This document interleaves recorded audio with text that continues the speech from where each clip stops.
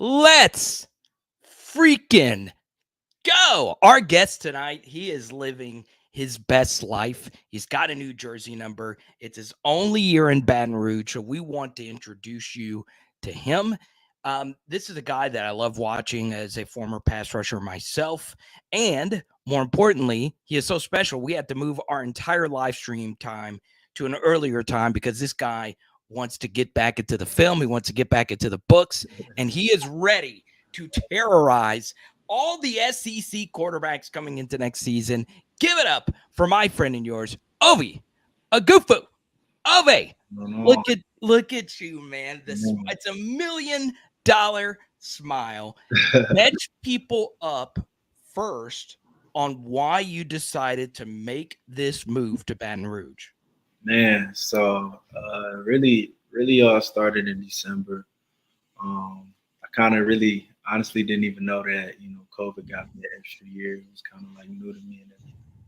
So it kind of really slowed my process of like the draft coming up, and just chat with my old coaches and my my family. I decided to hit the portal, and just looking for just the best opportunity.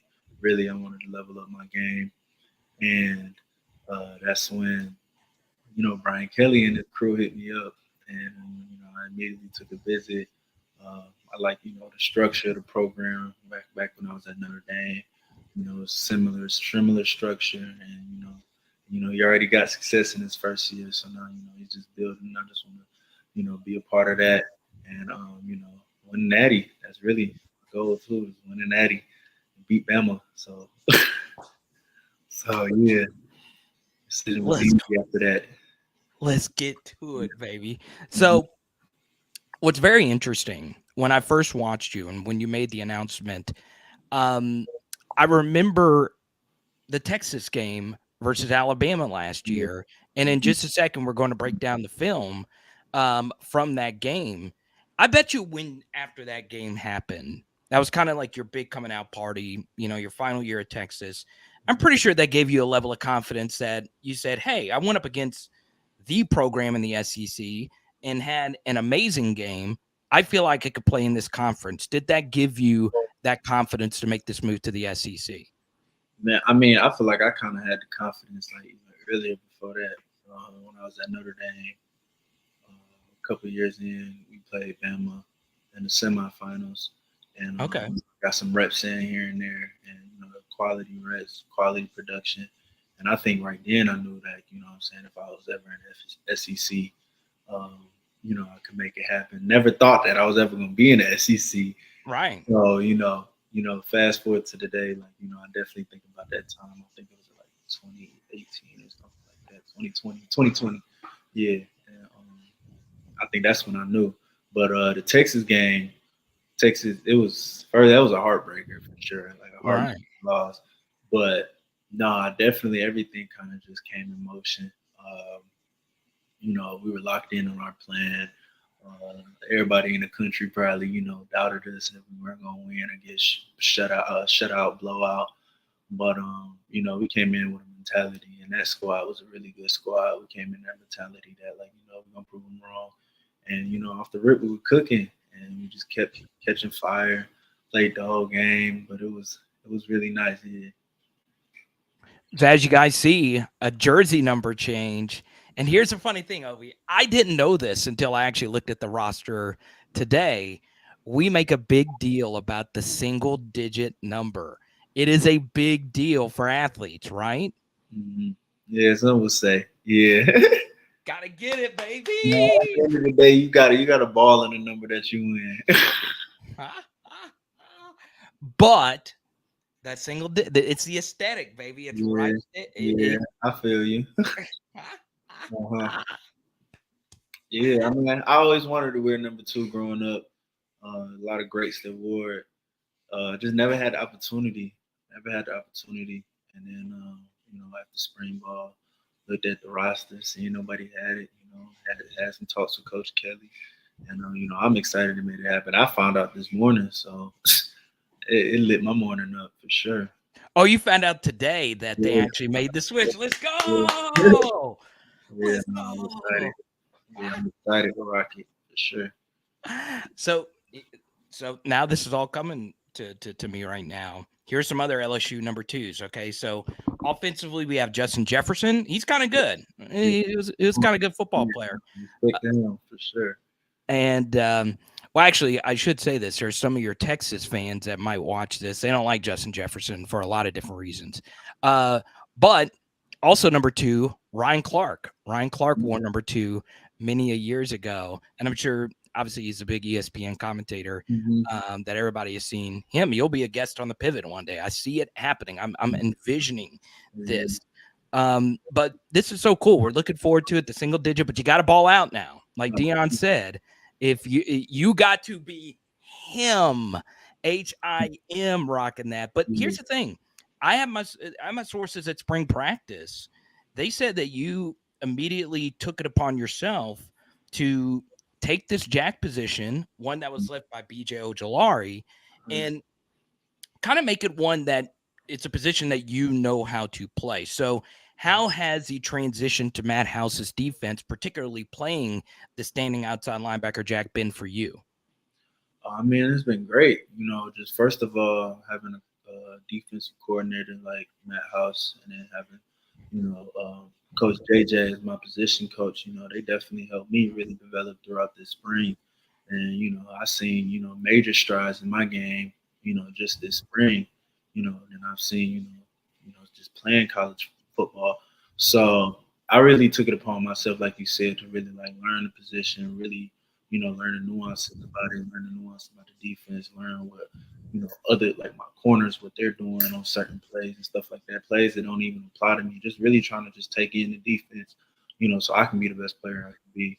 And at the end of the day, it's all about making plays and putting our team and putting our defense in the best position. So I understand my job, and every day I give it all I got, and every day I work my tail off. So results will come for sure.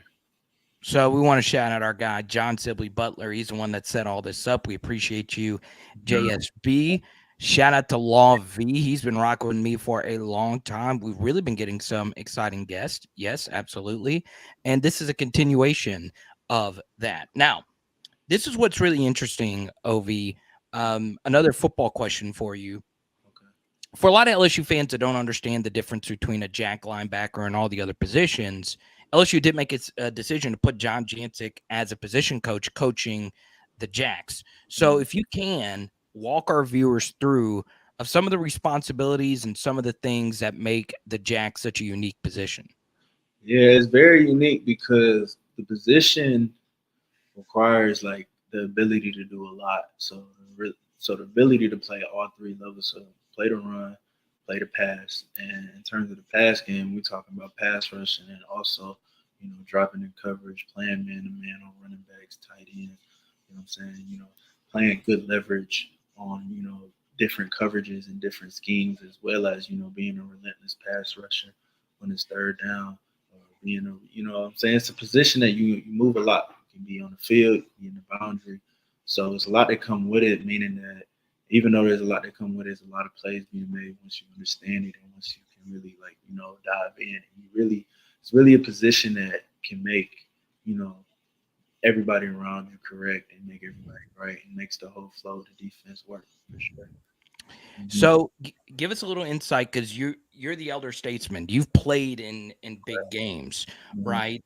I know Braden Swinson has as well, but he hadn't been around as much as you have. So tell us a little bit more about Braden Swinson, Jackson Howard, and Deshaun Womack.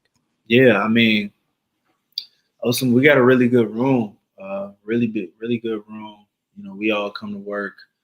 Jackson, freshman, man, but he comes in with a lot of raw talent and a lot of raw ability. You know what I'm saying? Like just getting him to just get through the playbook, getting through the nuances, like everything I just kind of mentioned before. Once he kind of understands that, man, for the next couple of years, he's gonna be a terror for sure. Let's And go. then Braden, he comes in with some experience. He went to a big school in Oregon, played in some big games as well, and he comes in, with a lot of great talent, really good hands coming in, big stature. You know what I'm saying? Great prototype size for the position. And we just get to it. We work, us, JJ, and we just get to it. Coach House defense, and we just make it happen for real. Yep. Absolutely love it. So Ovie Oghoufo is our guest, switching from jersey number 17 to number 2. So if you spot him on the field, he'll be absolutely doing the dang thing. Oh, definitely. Before we get into some film breakdown from your amazing game versus Texas last year, give us a little bit more info about yourself. What are some of the things that you do away from football that interest you?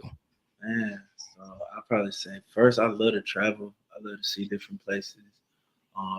Just get different experiences, get different viewpoints. Um, I love art. I love art. I graduated majoring in film and television when I was at Notre Dame. So I love art. I love movies. I love TV. All of that. That's kind of like my hobbies and stuff like that when I'm off the field. But yeah, that's really me for real. And then other than that, I'm grinding. I'm working. Yeah. I'm trying to get better and better every day on the field. So yeah, that's really me. Yeah, I love it. You before the live stream began, you told me you're a big Von Miller guy, and even though he's a Texas A&M Aggie, I know you. I know that's Yeah. rival for both schools, but he was so great, right? And I look up to that guy too. That guy is just to me the best pass rusher of the modern era. And before we break down some of this stuff, what's very interesting to me, when I was reading about you, you start your career at Notre Dame, all right. You go to Notre Dame, and you had some success playing for Brian Kelly. Yeah. Was there something about him that drew you back to Baton Rouge? Was there a moment from Notre Dame that made you say, you know what, it would be very cool to reconnect with this man again?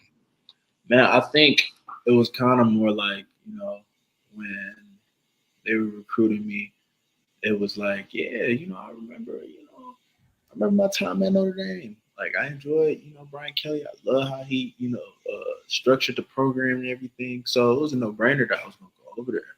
And then when I got over there and, just chatting with him and like, he was chatting with my pops and we would kind of go through and like, when I was 18 and 19 and 20 over there in Notre Dame.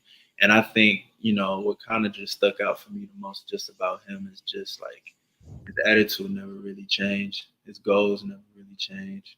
You know what I'm saying? He wants to win the natty and, you know what I'm saying? He wants to bring in the best players to make it happen. So, just that like, he just never changed. He always the same person. So that's kind of like, what kind of really brought me into it, knowing that like, all right, well, going into this program, I know, B. Kelly's gonna do all that he can to make sure this program is straight and everything like that. I'm just a piece in addition that's, trying to make that happen. And, of course that I have my own individual goals as well. But within that, the whole goal, we're trying to win the natty. And everything works in favor individually when the team, is up. As LSU experienced, a couple years ago, like it's kind of the same thing. I just feel like he's really ready for that, and I'm ready too.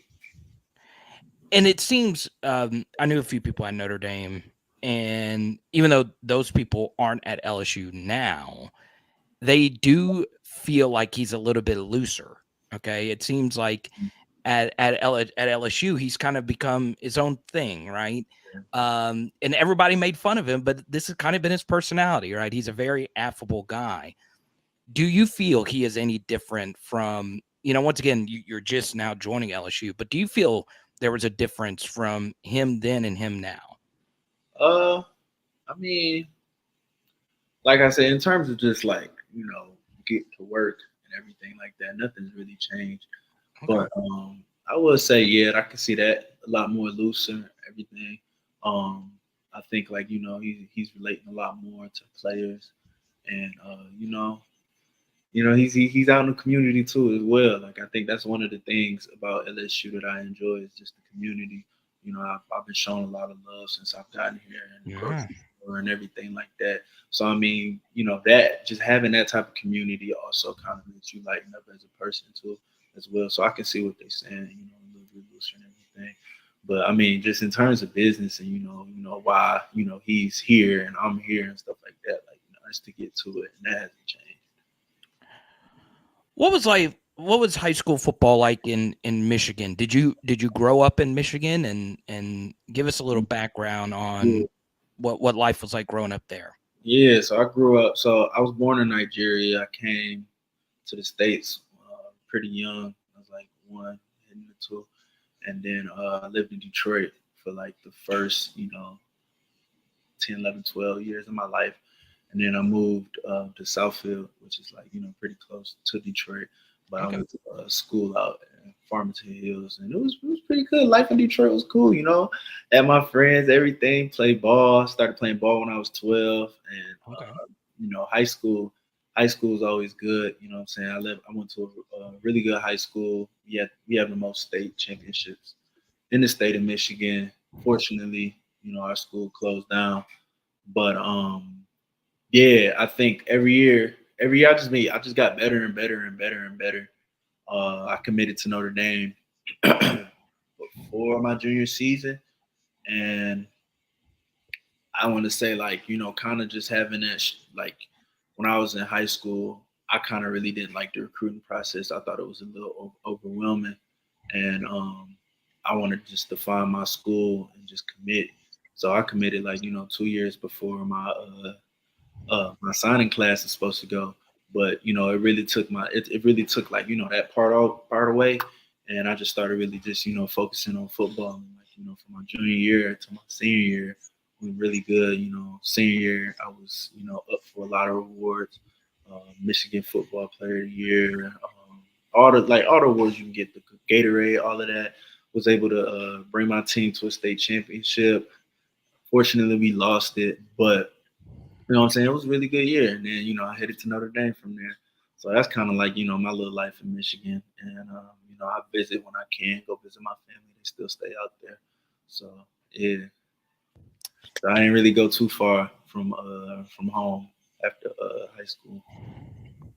Nigeria, like BJ Ojolari. That's pretty interesting, man. Yeah, Nigeria. Yep. That is so cool. And then, obviously, LSU just had this travel abroad program Hmm. in Senegal. I think Yeah.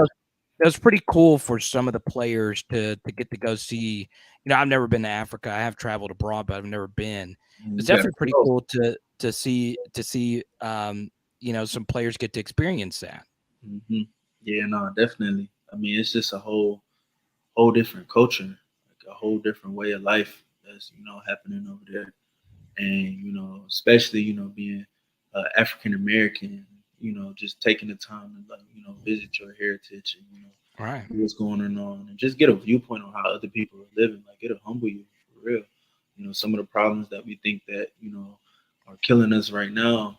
You go over to my country, man, you know what I'm saying? You empathize, and it's good to take that time, take some time like that to go, see another culture, learn another way of life, and that's great that LSU, had that opportunity for some of my teammates. So, Few more here for Ovi. Feel free, you guys, to super chat a question, and if you guys have a question or ask away. What we want to do now, we like to do this with our guest. What we try to do on PHL with some of our film breakdowns, we want to make the um, average football fan smarter. So let's go back to the game versus Texas, and if you can, Ovi, break down this first sack versus Bryce Young. We'll play it in slow motion. It'll be a replay as well. I actually remember this play. They switched the play last second, and kind of weren't even in the right defense. But it's third down. I'm thinking of going. Was able to bend the edge really good. We had great coverage backside. Bent around, got low, was able to slide under the tackle. Finish with the sack. And that was a big play for us. Especially for that was the first drive of the game. For Bama, and that was a big drive for us defensively, because then we ended up playing a really good defensive game after that. So, Yeah, so set us up through this move process. Nice yeah. little rip move right here to get this thing home. So come off the ball, and I'm looking at this outside arm real quick, and as I go, hit a step, chop, rip under, and it's really about just bending at this point. I'm seeing Bryce the whole time as I'm coming under. I'm getting held as I'm doing it, but I was happy he kept the ball a little longer, and we got backside contained, and I was able to come home. Yeah, and the tackle actually had a good jump on the line of scrimmage. That's what made this play really impressive. It is so hard to still bend, and as you can see right there, you're clearly getting held. Come on, where's a handkerchief, Zebras? Throw it. Yeah. Be hard on zebras, man. They're going to be holding called on every single play. So me being a former defensive lineman, I totally feel your pain. So obviously, we're going to break down another play, but we're going to go straight to a super chat. Let's go to John Sibley. Have we started preparing for Florida State? Yeah, every day we prepare. We're preparing every day, every phase, every workout. That's all interns trying to get to FSU. And, they're just the first stop. We take each game one game at a time. But, yeah, we're preparing every day. And I think that's kind of important for someone like you that's been through 4 collegiate seasons of college football because the biggest culture shock for a lot of young players when, they reach out, talk and all that stuff. They tell me it is so crazy to play in front of 100,000 people. And that Florida State game, there's going to be so much leading into it. Is there anything that you tell some of the younger guys as you get ready for the season? Man, I just tell them to take it all in, take the atmosphere all in. I think, we try to do a job. We try to do a great job of channeling out everything, just focusing on what's important. But there's times where you just need to, just feel like get the atmosphere. You know what I mean? Like you going in like you've never been to Florida State. So, when you get in that stadium, that tunnel, however, I don't even know how it even really looks for real. So but when you get in there, you know what I'm saying? Just take it all in because, it's an opportunity. It's an opportunity. And then I think like once you just take a moment, to take it all in now, all right, but now it's back to how we practice. It's all about how we practice, what we practice, what's the game plan. And then I honestly feel like, once, for me, it usually takes one play. And once that ball is snapped, you know what I'm saying? I felt some color on the other side, and I'm ready to go. I'm just channeled in. Let's go.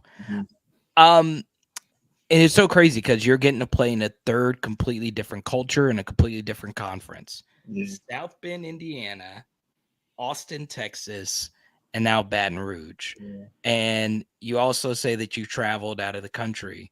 Yeah. Man, you are one lucky son of a gun, man. This is so cool that you're getting to experience another place like this, man. Nah, yeah, none of it was planned. It's all a blessing for sure. Yeah.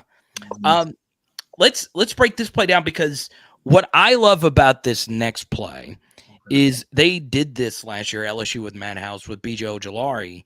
This is you pass rushing versus a guard. I love this play. This is one of my favorite plays from you. Mm-hmm. Yeah, I remember this play. And it's so big because he probably completes that throw if you do not get in the angle. Definitely. Right. So we're running a stunt right there. And I was supposed to run a stunt with my dude on the left. But I kind of, they gave a little tell about, what protection they were going. So I killed the stunt and just faked that I was going to come outside and then came right back inside. Took a step in, chopped over. Knew I was going to get the bump from the center, but I had the guard right there. And all I had to do was just run through and get my hands up. So, yeah, I remember that play. That is crazy. I love hearing this kind of stuff. So actually, I want to play this one again before we play this final one here. Mm-hmm. So you rarely hear that. So you killed the stunt because of something you saw on film. So before we play this again, kind of a grander view of this. You guys watch a lot of film. It's not just the quarterbacks, right?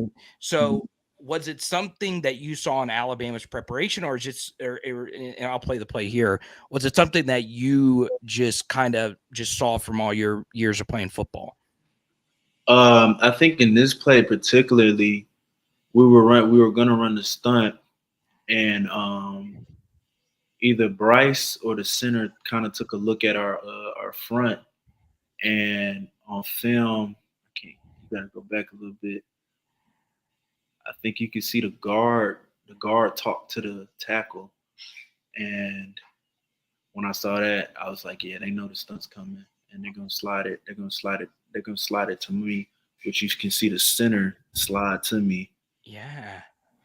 So that's why I killed the stunt, because the stunt wasn't gonna go. So now I just had to set up that I was still running the stunt, and we still was able to, get penetration in there. So yeah, it's a lot of film study, a lot of communication. So it's me understanding the play first of all that was called in, me understanding that they were sliding the protection, and then me communicating that, to my teammate who I'm supposed to be running the stunt with. And here's you defending the run versus a puller. This is such a tough play. Yeah. Mm-hmm. God. It's physical. Mm-hmm.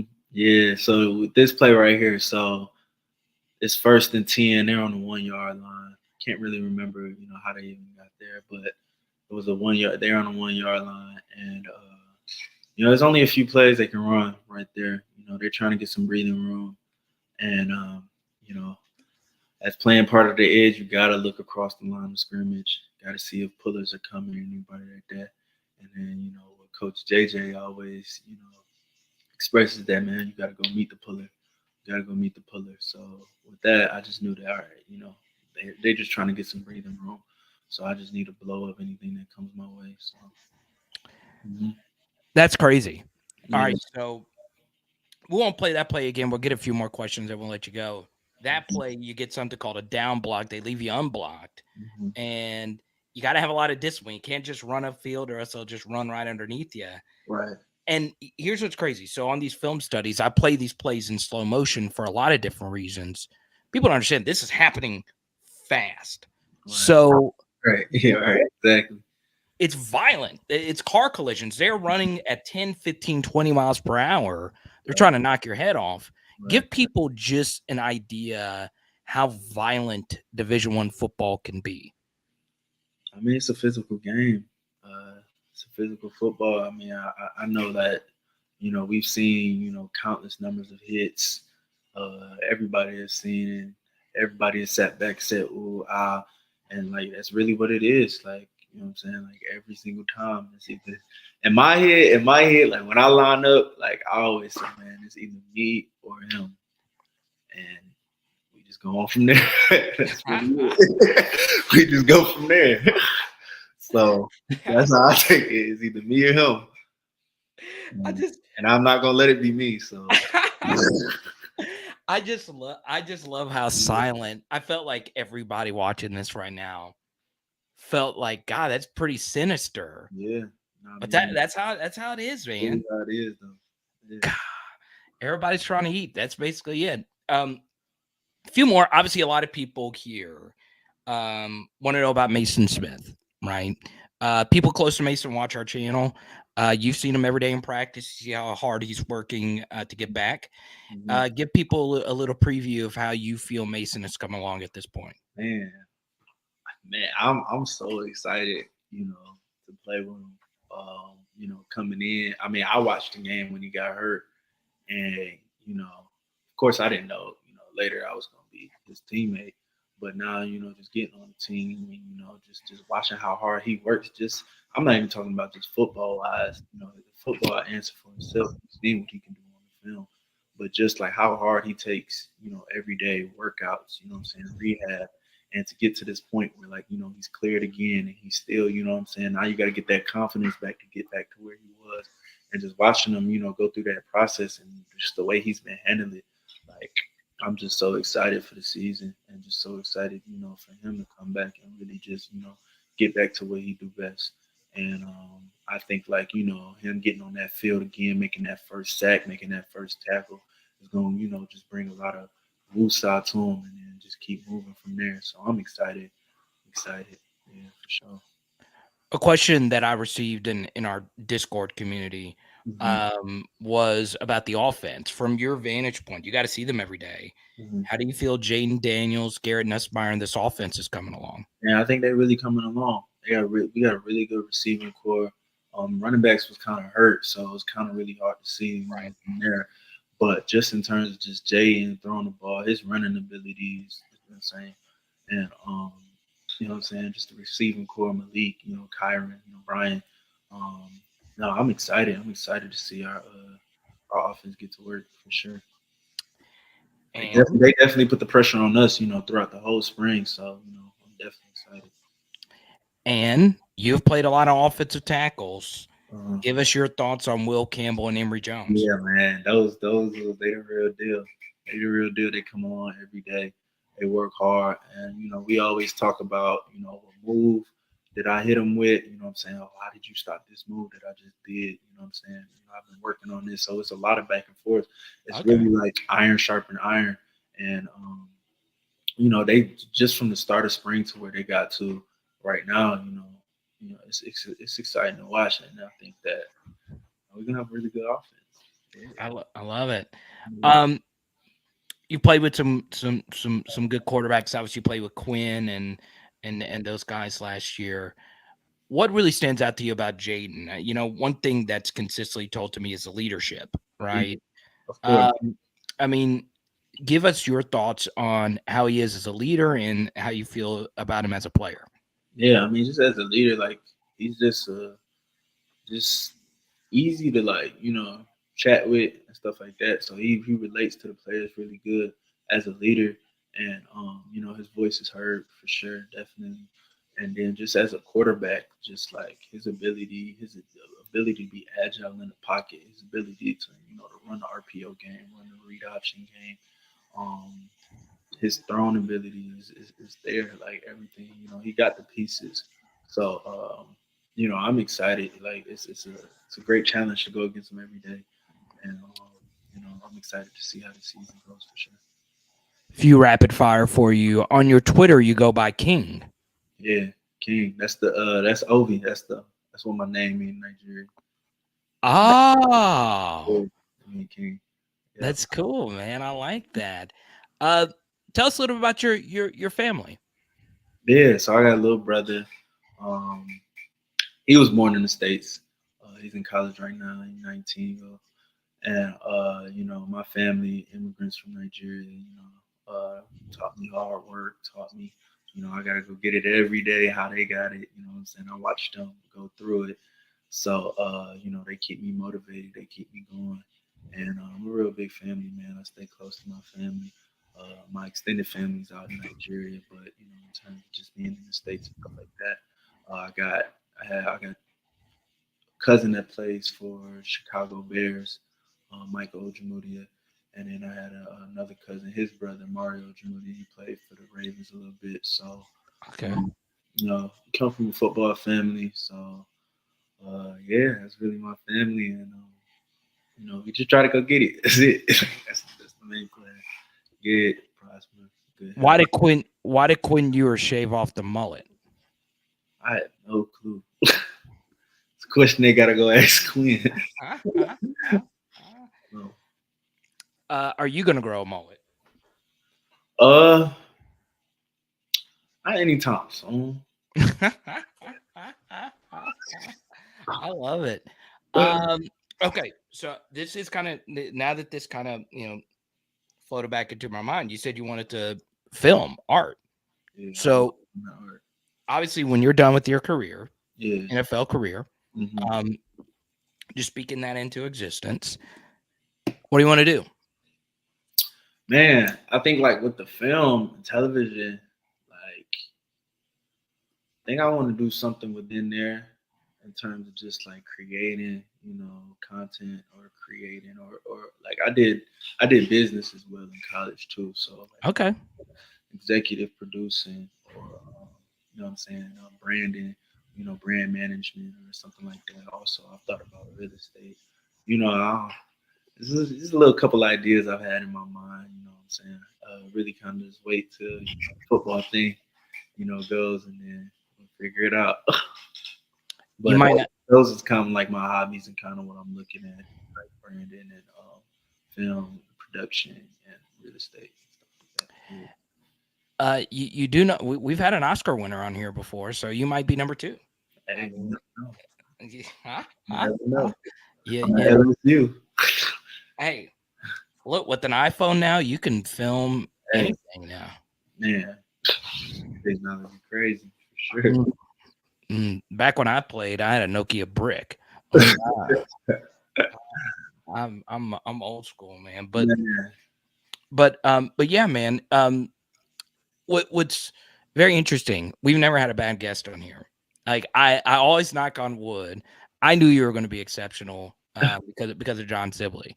yeah, He knows how, like, with a guest on here. I'm always very particular because we've had this thing. We've never had a bad guest. You're up there, man. You are such an interesting guy. I man. I appreciate it. I enjoyed my time here too. I don't usually even do these, but John's my guy, and you know what I'm saying. This was fun for sure. So this is what's interesting. Mhm. I am, I'm friends with Slade Roy, the deep snapper, Yeah, and he's been uh, requested a lot to come back on here with his personality. yeah. Uh, there Yeah, was, Slade, that's my guy. yeah. Oh, so okay, so Yeah, Slade. that's my guy. Yeah. Yeah, I talked to him like a fair amount, and we were his first interview, and I was like, "Hey, he's got like these snowboard goggles. Let me ask him if he wants to jump on."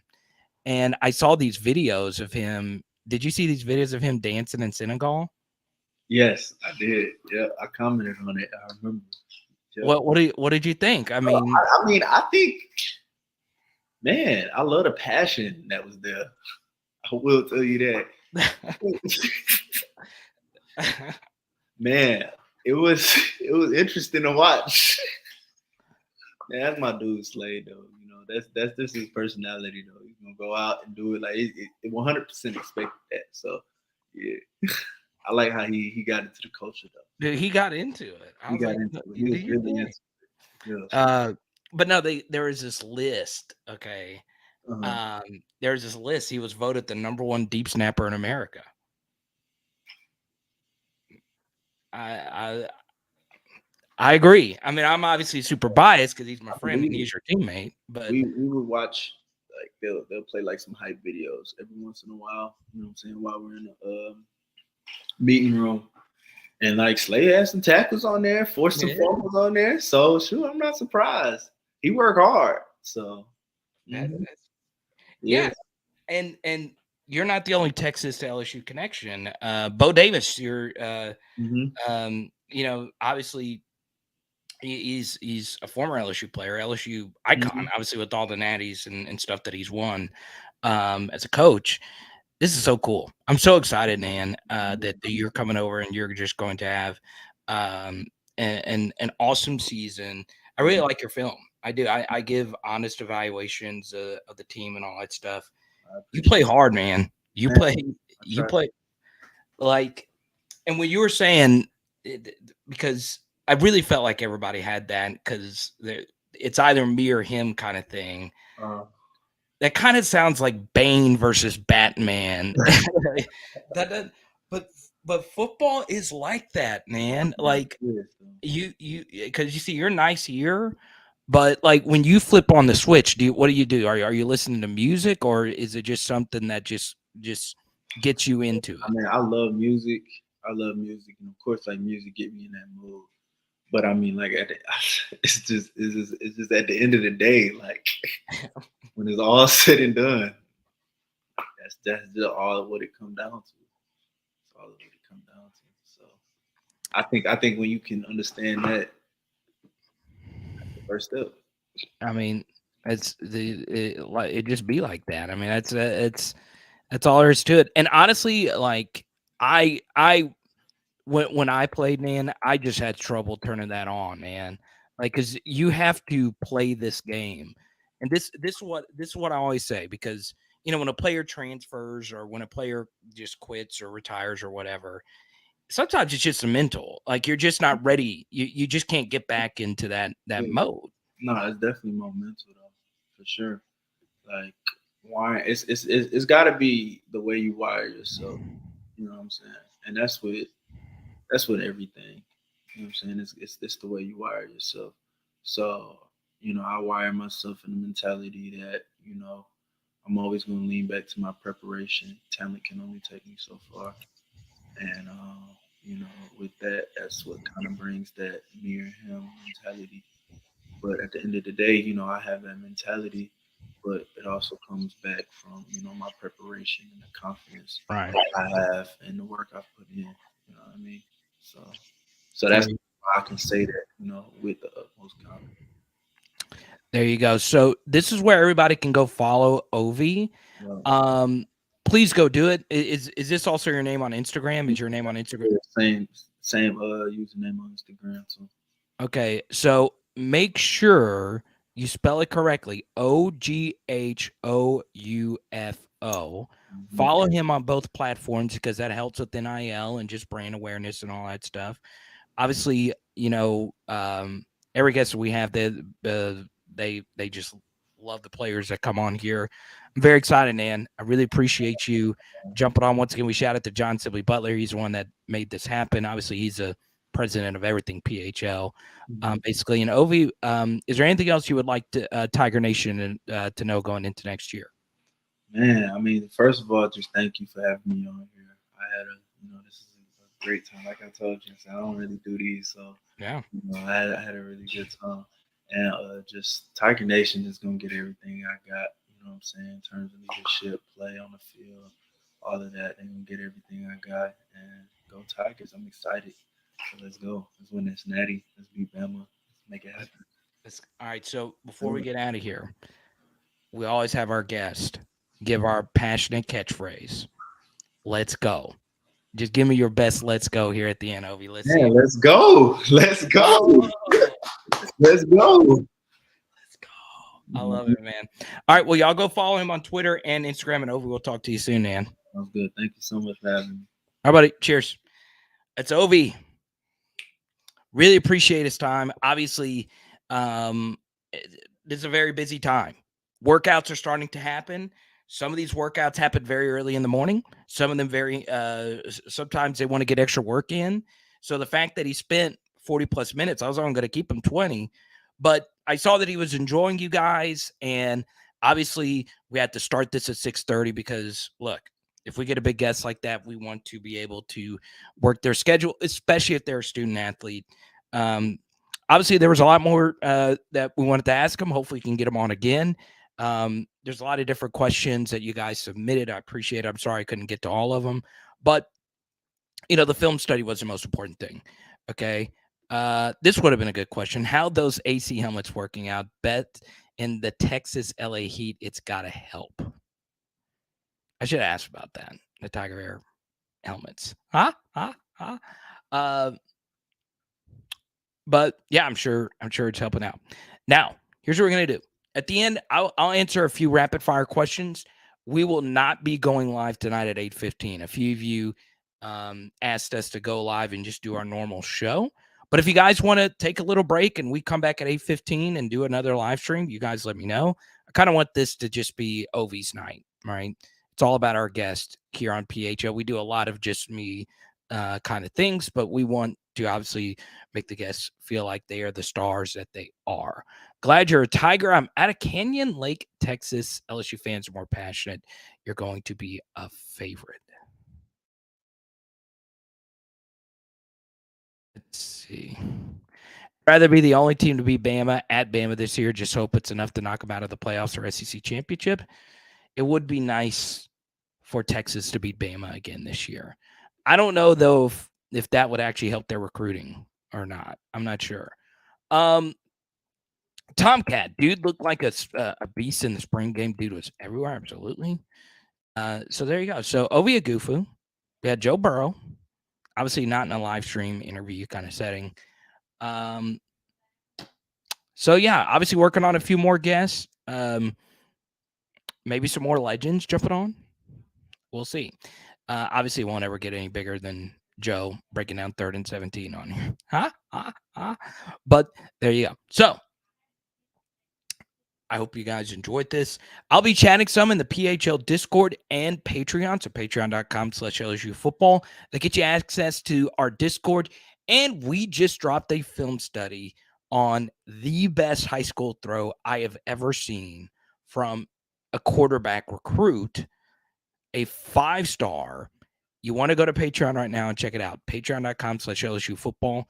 It is the most impressive high school throw I've ever seen. We've already done a film breakdown of it, and it has a little twist at the end that makes this throw kind of heartbreaking. But still, make sure you check it out. So there you go. Hey, Cole, I appreciate it, man. It's not me. It's Ovie. All right, y'all. Live stream Wednesday night. We'll be back at 8:15 Central Wednesday. All right. 8:15 Central Wednesday. Now, really quickly, I didn't ask this properly. If you guys have an LSU football related question right now, send it. Okay. I'll answer it right now. All right. I should have offered you guys the opportunity to ask me anything. Because that's what this channel, is our most of our live streams don't have guests. I'll show you something that I'm working on. Working on a college quarterback deep dive on all the quarterbacks ever in college football recruiting. Looking for certain trends and stuff. Some of it's for the SEC channel. Some of it is for this channel. So there you go. Obviously working on a Brian Thomas Jr. deep dive. I'm going to try and get that one out Saturday or Sunday. And obviously that's also going to be kind of a Jayden deep dive as well. So, and maybe some Max Johnson throws mixed in there. Why not? From Brian Thomas's really solid freshman season. So, there you go. We'll talk to you soon, baby. It is Power Hour LSU. Boom. And tonight, we're doing pork chops tonight, baby. Some brown sugar rub on it. Let's go. Let's